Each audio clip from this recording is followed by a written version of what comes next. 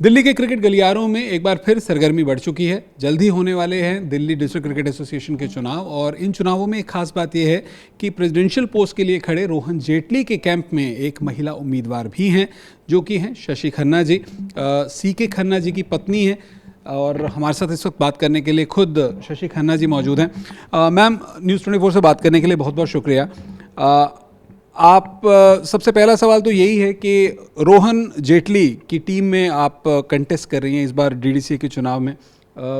रोहन जेटली जो कि एक काफ़ी युवा चेहरा हैं, 30-31 साल 32 साल की उम्र, उनके ओपोनेंट्स अक्सर सवाल उठाते हैं कि एक युवा चेहरा है, उनके ऊपर कितना ट्रस्ट किया जा सकता है। पहला सवाल तो आपसे यही है, आप कितनी भरोसेमंद हैं, कितने ज़्यादा आशावान हैं रोहन जेटली की टीम की जीत को लेकर?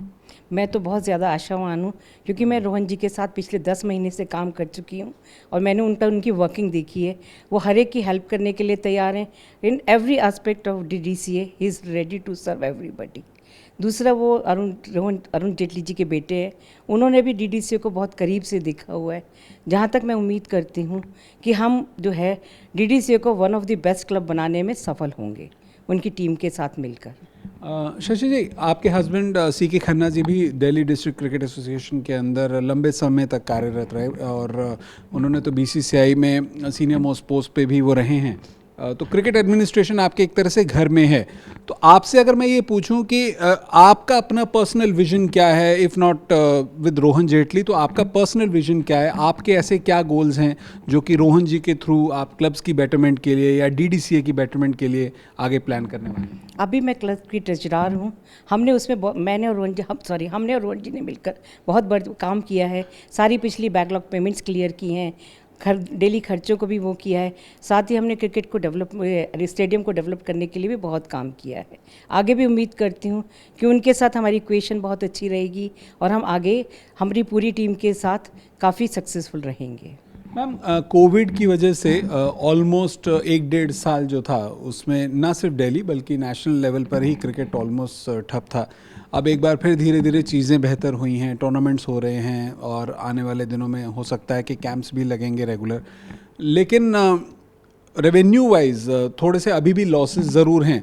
तो क्या कुछ नए टूर्नामेंट्स आगे प्लान करने का कोई विजन है, कोई आपके अपकमिंग प्लान? अभी तो हमारी लीग भी स्टार्ट हो गई है और धीरे धीरे हम कर लेंगे। अगर इनकम भी जैसे होगी तो साथ में खर्चों को भी तो कंट्रोल किया जा सकता है, बैलेंस तो बनाया जा सकता है। तो एक महिला जिस तरह से घर के खर्चों में अक्सर काट छांट करती है, कटौती करती है, तो आप क्या DDCA की कमाई में इस बार कैंची चलाएंगी या फिर खर्चों में कैंची चलाएंगी? नहीं, कमाई में क्यों कमाई तो सब बहुत ज़्यादा चाहते हैं, खर्चों में कटौती कर सकते हैं हम। अच्छा, महिला होने के नाते एक सवाल महिला क्रिकेट पर भी बनता है। दिल्ली में महिलाओं की क्रिकेट की अगर बात की जाए तो ज़्यादातर जो बड़े क्लब्स हैं उनमें जो वुमेन क्रिकेट को लेकर अभी बहुत ज़्यादा इंफ्रास्ट्रक्चर या ये कहें कि पार्टिसिपेशन अभी तक उतनी एक्टिव नहीं है जितनी कई दूसरे स्टेट्स के अंदर है। तो वुमेन क्रिकेट की बेटरमेंट के लिए दिल्ली में या DDCA की तरफ से आप क्या करने वाले हैं? हमने पीछे 10 महीने में वुमेन क्रिकेट को काफ़ी प्रमोट किया है। आगे हमारे अकेडमीज़ में भी इनकी लीग्स वगैरह चलेंगी और वुमेन क्रिकेट को हम बहुत ज़्यादा जल्दी बढ़ा के आगे लाने की कोशिश करेंगे। क्या कुछ लीग वगैरह चलाएंगे, टूर्नामेंट्स करेंगे। जिस तरीके से मेल्स का होता है इसी तरह हम फीमेल क्रिकेट को भी आगे लाएंगे। हमसे बात करने के लिए बहुत बहुत शुक्रिया। थैंक यू जी। तो ये हैं शशि खन्ना जी, जिन्होंने बताया कि किस तरह से आने वाले DDCA के चुनावों के लिए उन्होंने अपने प्लान्स तैयार किए हैं। रोहन जेटली की जीत को लेकर बहुत ज़्यादा आशावान हैं।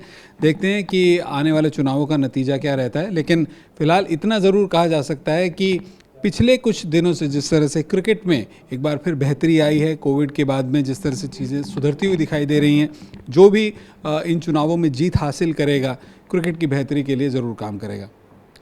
ऋषभ शर्मा, न्यूज़ 24, दिल्ली।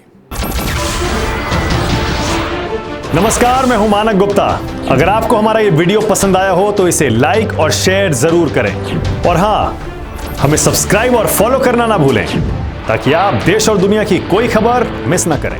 तो जुड़े रहिए हमारे साथ और देखते रहिए न्यूज़ 24।